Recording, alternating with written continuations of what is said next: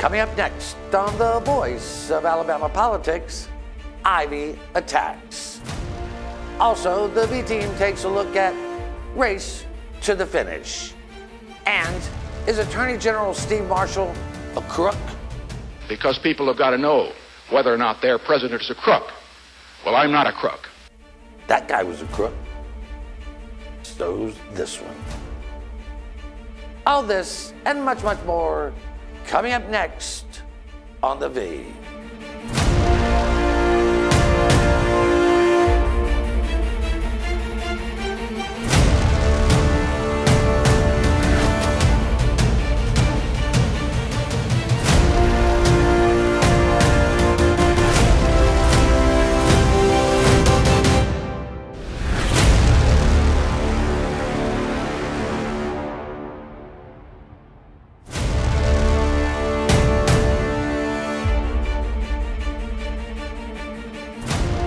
Welcome to the voice of Alabama politics, where we tackle the tough issues so you have the hard facts. I'm your host, Bill Britt, and as always, I'm joined by the V team. Welcome all. Hi. Hello. Hey. Little sauce of fall in the air finally. Yeah, it was kind of chilly outside. It's freezing. Nice. Yeah, it was very nice, really nice. Well, we have a frosty campaign too. Not much is really going on.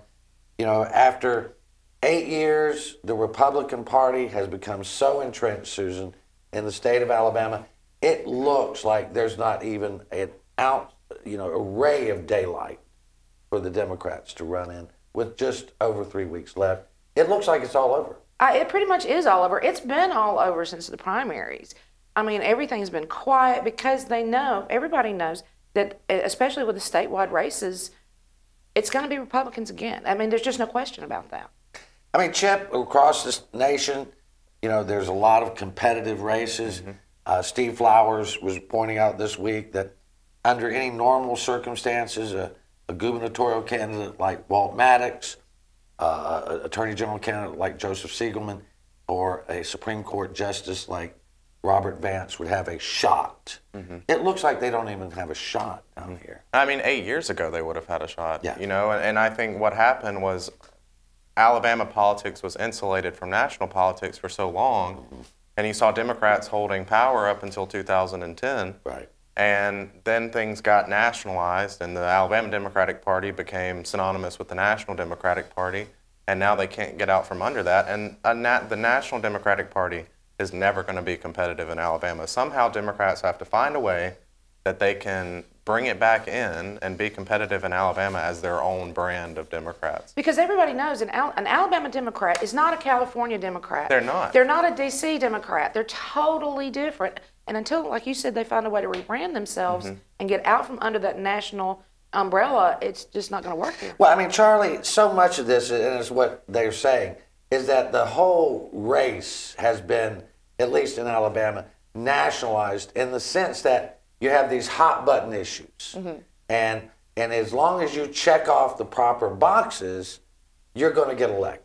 And they won't even let Democrats check off those boxes. Exactly. And one of the biggest boxes right now to get elected is just to have an R. I mean, as we've seen in the past, that really fascinated me that just 8 years ago, majority was Democrat. Right. But now it's just gotten that much harder to move that Democratic brand. So, I mean, like we've said, these races are no different, and it's pretty much all over. And that's what Steve Flowers basically said, is that it's perceived that they're not going to win, and it's perceived that they're synonymous with the National Party. And so when it's perceived, it is so, because politics is all about perception. Mm-hmm. Right, and right now, Secretary Merrill is saying, what, about 33% turnout they expect, maybe?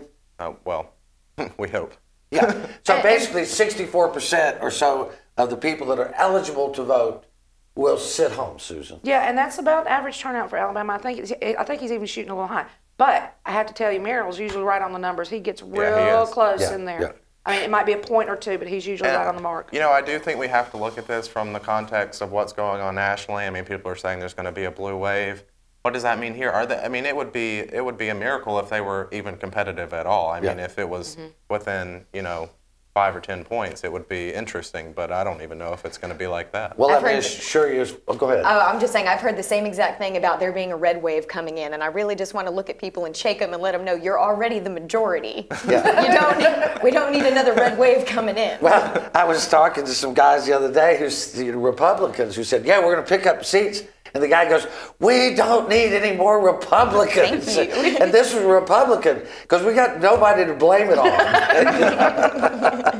I told a lot of my Republican friends, I said, the best thing that can happen to y'all is Walt Maddox get elected governor, because then y'all can blame everything that you really know you need to do on that dang Democratic governor.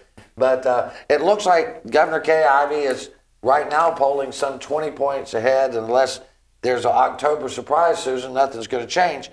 However, this past week, she came out and accused Walt Maddox of lying in his first television ad, in which he says, I'm pro-life and I'm pro-gun. And she says he's lying about that. Now, there's no evidence that he's not pro-life or pro-gun. And she provided no substance to back any of that up. She said he's pro-life, but he won't answer, exact questions simply because he says it's a complicated issue, which it is. And the other thing, she said he's not pro-guns because he hangs out with people who don't like guns. What they did was she linked to this video of him doing an interview on a local television station. I can't remember which one. But he basically was talking about the court decision that came down a couple of weeks ago, overturning one of Alabama's super strict abortion laws, right, and was saying that it was a bad thing that the state keeps trying to do all of these things that are obviously unconstitutional. Right. He was talking about that, and they took it and said he's pro-choice because he understands nuance of But this is just something we see Kay Ivey do. I mean, she loves to just come out kind of like right at the end there with, hot button issues. We saw her do the same exact thing with the monuments. Yeah, exactly. This is something she likes to do to rile up her base, but there's nothing to it. 16-ounce steak and throwing it to the base. That's right. Well, the thing is, and I think this is very important, we only got about a minute and 30 seconds, but again, you can look at our crew or most places, business in Alabama, and you're going to find probably 60 to 70, even 80% are pro-life.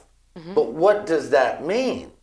Now, there are various types of people that are pro-life. There's some people that think, I'm pro-life, but in case there's a rape, incest, and the life of the mother, mm-hmm, then an abortion might be appropriate. There are people who say, I'm pro-life, but they're for the death penalty, which is kind of inconsistent. So, I mean, Charlie or Susan, there has to be, these are complicated issues that we should have conversations about. And every one of the things you just listed, just with the abortion issue, anybody can feel any different way about any one of those issues as it relates to abortion, where, okay, if the life of the mother is in danger, maybe they think it's a good idea, maybe that they should take the baby over the mother. Whether it's rape, then, so on each of the splintering issues there, you also have differing opinions. So it's very difficult to say, that I'm pro-life without saying, but. Let's not forget that there's not anything anybody can do. I mean, this has been settled law, mm-hmm, and even with Brett Kavanaugh in the court, there are so many decades of precedent, not just Roe versus Wade, but all of the other abortion cases that are there. You can't just overturn it. And I think the key here is Kay Ivey is being absolutely disingenuous. If she really cared about the issues, Charlie, as you said, she'd come out and then debate it. She won't debate, so she really has no right even to say anything about these. And let's remember, we got to cut it short. We're going to have to leave it right there. You're watching The V, the voice of Alabama politics. We'll be right back with more news and analysis.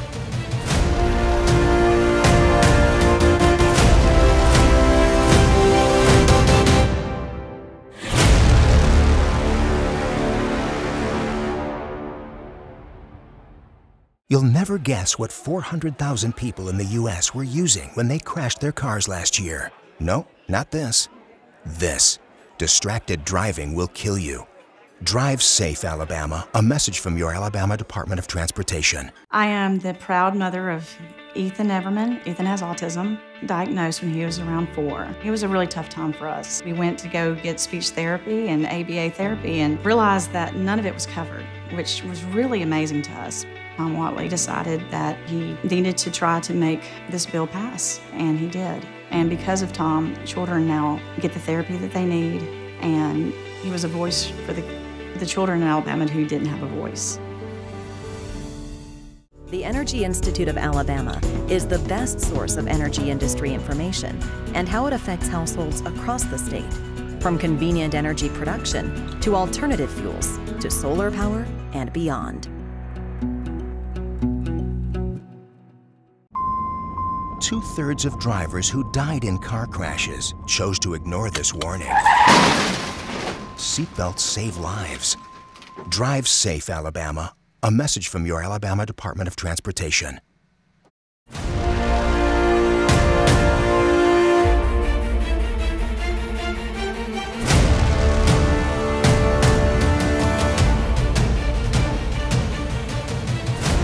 Welcome back to The V, the voice of Alabama politics. Susan, before we had to cut to the break, you had a point you wanted to bring up. Point is that the governor has no say in the abortion issues relates to Alabama and only very minor in the gun issue. Yeah, that's true. And we do keep passing bills. You know, no, you can wish for things to be different and you can fight to make things different, but we do spend a lot of time and money passing laws that we already know are unconstitutional, and they're not struck down by Democratic judges. Struck down by Republican judges. You know, there's this thing called the Constitution of the United States that has certain bearings. And look, that's just the way it is. Chip, you wrote a story this week. No, you didn't write a story. Actually, it was Gerald Dial came out, Senator Gerald Dial, he's retiring.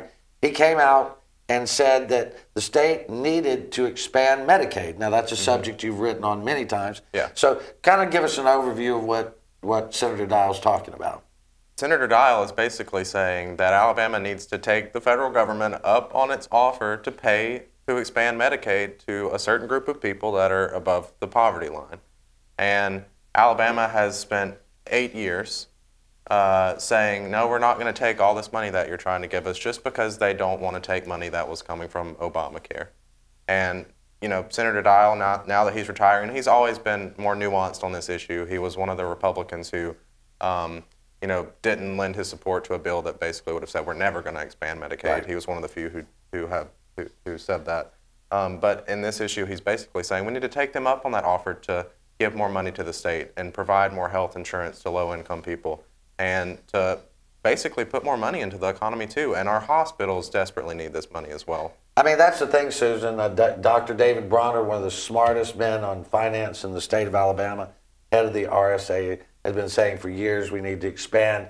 And the Hospital Association has been saying if we don't expand, we're going to lose hospitals and doctors. We're going to lose hospitals and doctors. We've already got doctors and nurses that are practicing in other states because of the low rates that they're being paid here now. So we've got a crisis already started.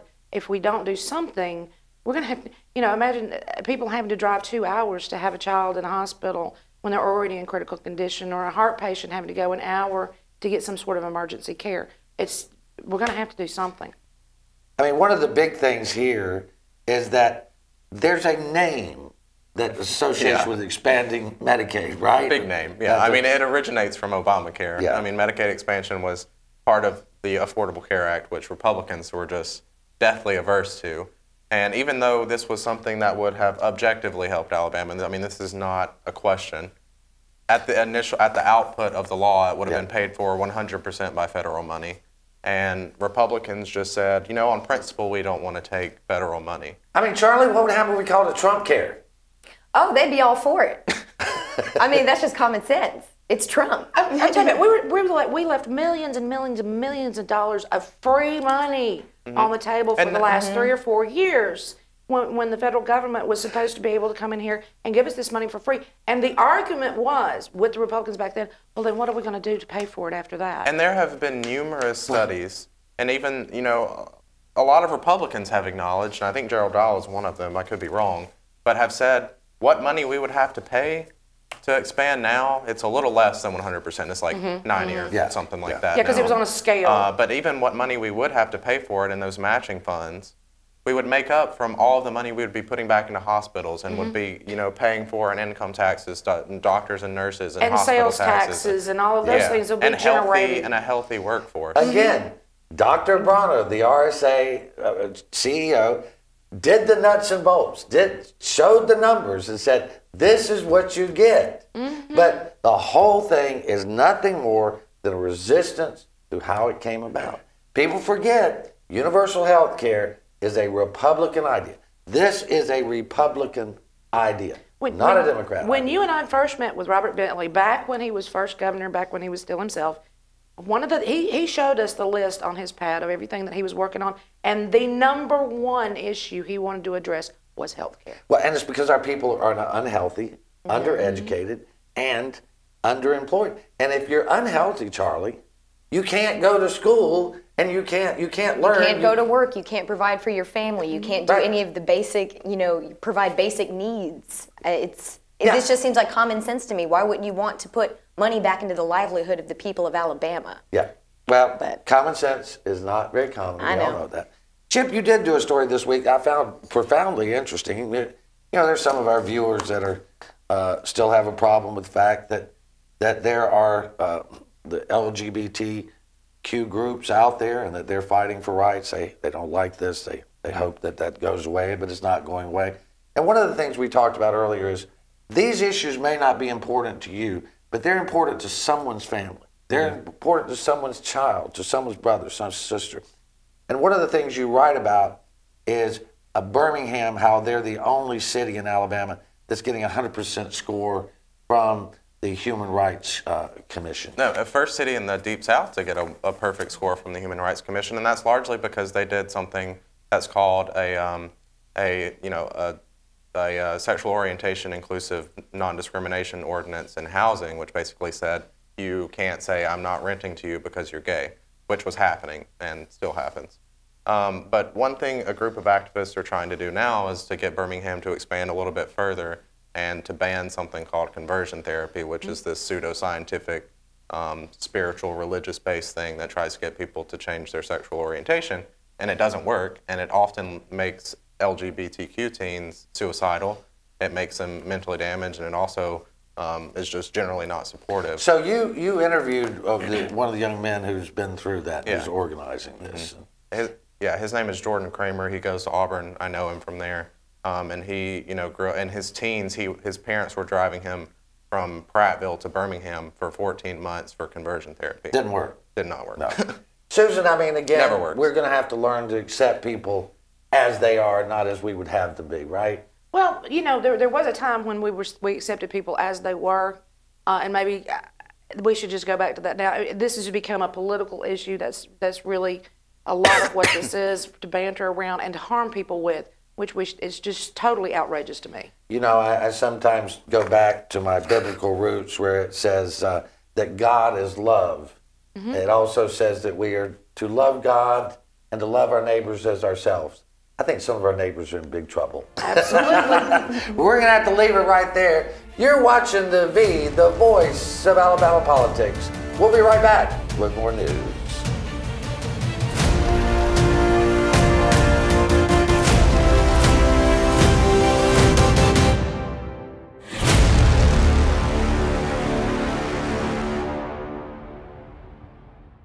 You'll never guess what 400,000 people in the U.S. were using when they crashed their cars last year. No, not this. This. Distracted driving will kill you. Drive safe, Alabama. A message from your Alabama Department of Transportation. Hey, I'm Rick. And I'm Bubba from The Rick and Bubba Show. And if you know anything about us, you know we like to have fun. However, there's one thing that's no laughing matter. We believe that everyone should be registered to vote, and they should have a qualified government-issued photo ID. In order to have your voice heard and your vote counted, you must be registered to vote and have a photo ID. Join Bubba and me and register to vote, and let's work together to make Alabama all it can be.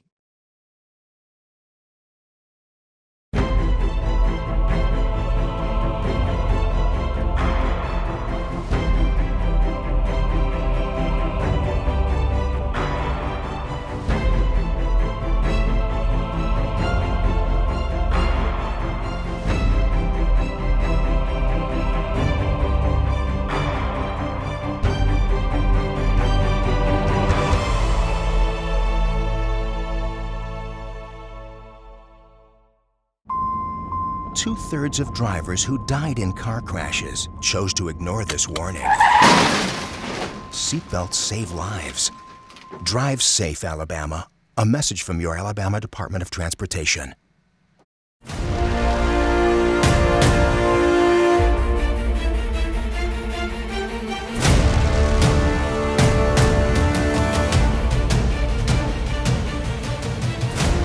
Welcome back to the voice of Alabama politics.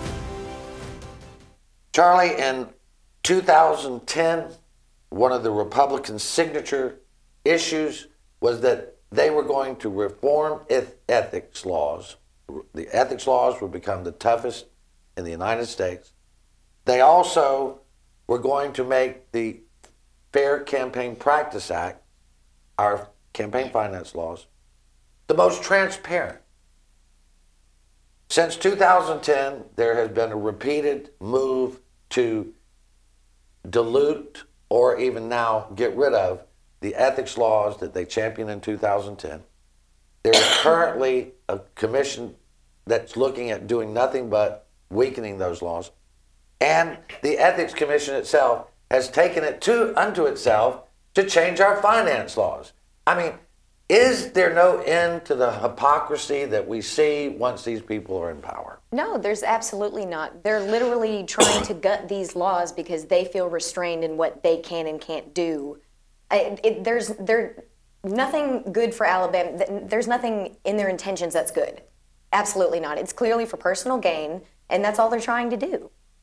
I mean, Susan, I think that's one thing we've seen, and it's not everybody. It's just a few. But the people that know better don't say anything. And here's the other problem I have. All right, the Ethics Commission this last week came out and interpreted the law in a way that it was never intended to be interpreted, saying that if you have campaign finance violations, first of all, they've been throwing away the fines to start with. I'm talking about sheets and sheets and sheets of people with fines that have filed late and filed incorrectly and all this. All right, they've been throwing those out. All right, fine. But this last week, they took it upon themselves to try to interpret the law in a way it's never meant. In other words, if you've got 4 violations of campaign finance law, they're saying now you can come before the Ethics Commission and get it collapsed to 1. Why? Because if you get, I think it's 4 or more, it becomes a felony. So now what they're doing, but I have to say this, in the vote was not 3-2. The vote was not 5-0. It was 3 with 2 abstentions. So maybe we've got 2 people on the Ethics Commission that are actually thinking this through now. I think the problem that I see, Chip, here is that I hear from people all the time who say, this is outrageous, I can't believe this. And I think these 2 people may be among them, but they don't speak out against it. If everybody's quiet and nobody says anything but APR or the V, I mean, nothing happens. I mean, we can scream and yell about it all we want to, but we're not the ones that write the laws. Right. And we're not the ones that can change the laws. And if the people that have the power to protect the sanctity of these laws, then and they don't speak out, then something bad's going to happen. And then they're going to water it down, and we're not going to have the protections for state taxpayer money that we have had in the past. And Susan, this is one of the things I do not understand. Normally, under every idiotic thing like this that has occurred over the last 8 years, Matt Hart, Deputy Attorney General, head of the Special Prosecutions Unit, has been over there at the Ethics Commission raising holy heck and saying, you can't do this. Now, Matt Hart has not been seen, and we have not heard from Matt Hart. This is very, very suspicious. Now, I don't know this to be true, but just being an investigative reporter who sits and questions stuff all day long, every day, and try to figure out an answer to something, maybe it's because the Attorney General himself has a couple of issues before the Ethics Commission and he might not want to make them mad, so that they make sure that they don't address those until after the election. I don't know. I could be guessing here, but it's much well, bigger. I mean, the thing is that if Steve Marshall is sitting on his people to not say anything about this, that's something. That's worse than all the other stuff we found out. Because this is writing their own law. This is They're deciding who redefining. who can be criminally charged and who cannot be criminally charged. And this brings us back to the other thing. This week, APR called on the Alabama Ethics Commission to ensure the people of Alabama one way or the other whether Steve Marshall is a crook. He took $735,000 from the Republican Attorney General's Association. And according to Secretary Merrill in a 2015 letter, Charlie, he said that's illegal. And Tom Albritton, the executive director of the Ethics Commission, said that he's told other candidates that would be illegal. I mean, why can't the Ethics Commission come out and say something? That's what I'm trying to figure out. If you have such prominent people like that coming out and saying that it's illegal, why is nothing being done about it? I got one for you. Let me read. From a letter from Steve Marshall in the court filing from March 1st, 2017, he said, Steve Marshall himself said, no PAC has any right to receive PAC transfer funds for making candidate contributions. Alabama law banning PAC-to-PAC transfers is the only legal protection standing between Alabama voters and the reality or appearance of quid pro quo corruption. Now, maybe Mr. Marshall might want to determine himself, in his own words, if what he did was illegal. So that's a hypocrite if I ever heard one. Well, I mean, Chip, the people of Alabama have a right to know if the Attorney General is a crook.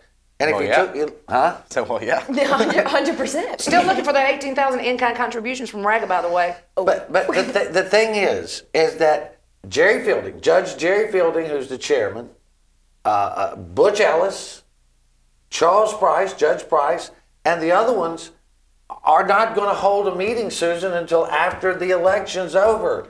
They are becoming an arm of the Republican Party. Why do you think that is? Because if you've got an attorney general sitting over there that you can get this crap through with, we talked about this first subject, where they can redefine the ethics laws, why have the meeting now? It'd be in our own best interest to make sure it's after the election. The only person that ever said anything about the fact that the Ethics Commission never rules on anything is Dick Brubaker. That is the one person I've ever heard say, the Ethics Commission needs to have a backbone. It needs to enforce the laws like they're supposed to. I haven't heard anybody else say that except John Merrill once. Well, they need to put Brubaker in charge of redefining the Ethics Commission. Let him give him authority to go over there and. And I'm just saying, if someone like Bonner can get kicked off the ballot for statements he made on Facebook, then you would certainly think that over $700,000 in illegal contributions would also get you kicked off the ballot. Well, but the problem is if Terry Lathan and the Republican Party did anything, then Steve Marshall would lose and Joe Siegelman would be the AG. What a terrible thing that was. Wouldn't want politics to get in the way of corruption. No. Well, before we end today, we have to send our prayers, our thoughts to the people affected by Hurricane Michael. It was a devastating event.